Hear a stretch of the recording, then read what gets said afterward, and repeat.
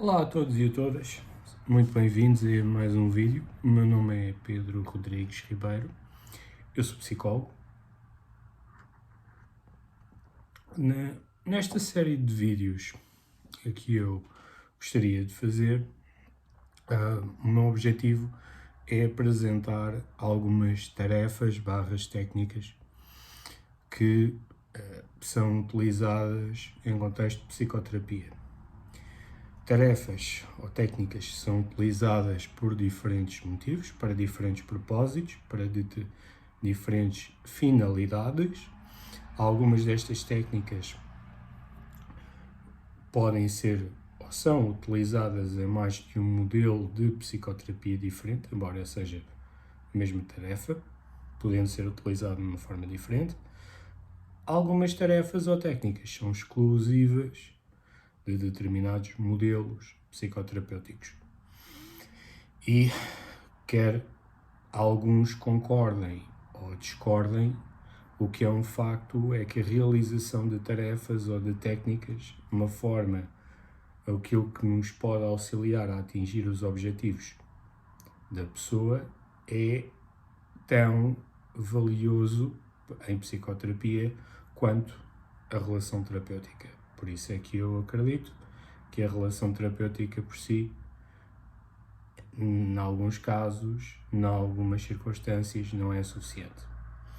E então, a primeira tarefa ou técnica que eu gostaria de referir neste vídeo é uma tarefa de cadeiras. Não sei se são servidos. As tarefas de cadeiras são tarefas que se podem considerar no domínio experiencial e também, de alguma forma, de dramatização.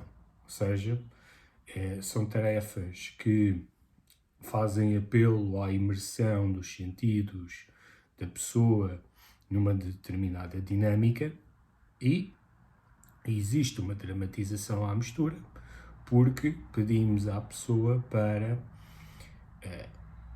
se imergir, para se focar em aspectos que, sendo eles importantes, alguns deles podem não estar naquele contexto, no contexto terapêutico, naquele momento. As tarefas de cadeiras têm também alguma parte, ou não vou dizer a origem, mas pelo menos muita da sua utilização também em modelos como o psicodrama e o sociodrama, apesar das tarefas de cadeiras que eu vou referir agora, não são tão utilizadas em psicodrama ou sociodrama. No entanto, as configurações do psicodrama e do sociodrama é de que a pessoa ou vários intervenientes ocupem em várias cadeiras diferentes aspectos sistémicos e também individuais da pessoa, orientados, obviamente, pelo terapeuta e até mesmo por coterapeutas. Portanto, pode-se dizer que as tarefas de cadeiras têm alguma inspiração de dramatização que advém do psicodrama ou do sociodrama. Contudo, estas tarefas em específico são mais conhecidas pela sua inspiração na Gestalt. Portanto, foi na terapia Gestalt que estas tarefas foram impulsionadas, especialmente uma das que eu vou falar de duas. Portanto, quando falo em terapia Gestalt, estou a falar numa terapia que teve como um dos seus principais elaboradores ou criadores um senhor chamado Fritz Perls. Também a terapia cognitivo-comportamental veio a utilizar as técnicas de cadeiras, embora eu seja o primeiro a reconhecer que não é algo natural e que eu vou ser absolutamente sincero em termos clássicos da terapia cognitivo-comportamental. Não conheço muitas pessoas que o façam. Geralmente as pessoas que o fazem dentro da terapia cognitivo-comportamental são tanto ou quanto mais integrativas e foram expostas ou então tiveram também formação num modelo que eu vou referir agora, que sim, hoje em dia, para além da Gestalt, utiliza muito tarefas de cadeiras, que é a terapia focada nas emoções. Portanto, hoje em dia, para além da Gestalt, quando nós ouvimos falar em tarefas de cadeiras, vem-nos logo ao pensamento a terapia focada nas emoções.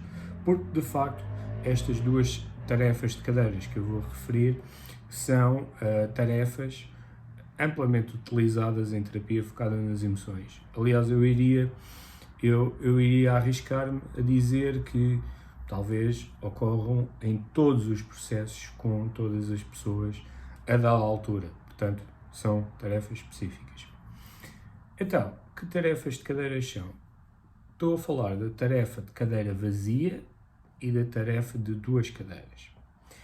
Do ponto de vista da terapia focada nas emoções, essas tarefas, que são utilizadas com determinado propósito, elas ocorrem ou são sugeridas ao cliente serem realizadas a partir do momento em que o terapeuta identifica determinados marcadores específicos que sugerem a sua utilização. Aqui, quando se fala em marcadores específicos num contexto geral, tem a ver com determinadas emoções, comportamentos ou até discursos narrativos que as pessoas têm, os clientes têm, que nos fazem sugerir que uma tarefa é apropriada para aquela situação. No caso da tarefa de cadeira vazia, ela geralmente é utilizada para marcadores de assuntos inacabados. Ou seja, quando o cliente expressa algumas dificuldades ou então algum ressentimento ou então alguma mágoa, alguma tristeza ou alguma saudade que ficou por expressar em relação a uma anterior ligação que tinha com pessoas. Essas relações, esses afastamentos podem ser de pessoas que, ao não se encontrarem naquele momento na vida do cliente, podem ainda estar vivos, mas já não fazerem parte da vida do cliente, ou então podem sim já ter falecido, e aqui a tarefa de cadeira vazia também pode ser utilizada para ajudar no processo de luto.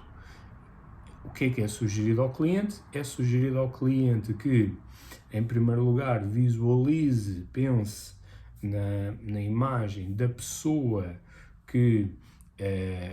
cujo assunto está inacabado, e a partir do momento em que ela tenha a pessoa bem presente na sua mente, o terapeuta sugere que ela projete, que ela imagine, que ela visualize essa pessoa sentada numa cadeira. E a partir daí é orientado um diálogo em que a pessoa, de uma forma apoiada, de uma forma guiada, de uma forma protegida, de uma forma segura, pode livremente expressar as suas emoções e os seus pensamentos. Portanto, tudo aquilo que fica ali por dizer com o objetivo de fechar esta relação, então é dita em diálogo, em discurso direto para essa figura que está na cadeira.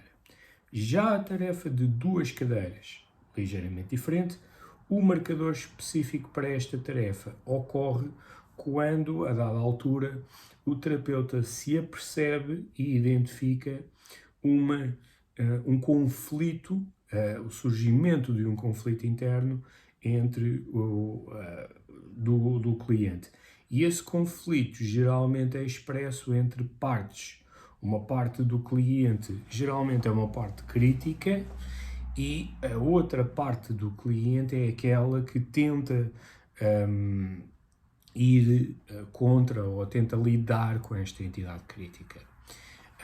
Muitas das vezes, no meio de uma tarefa de duas cadeiras, pode emergir outras figuras da vida da pessoa, como um pai, uma mãe, e aí cabe ao terapeuta também equacionar, alternar entre duas cadeiras e cadeira vazia, por exemplo, ou então estas partes são apenas demonstrações, dramatizações de conflitos do self.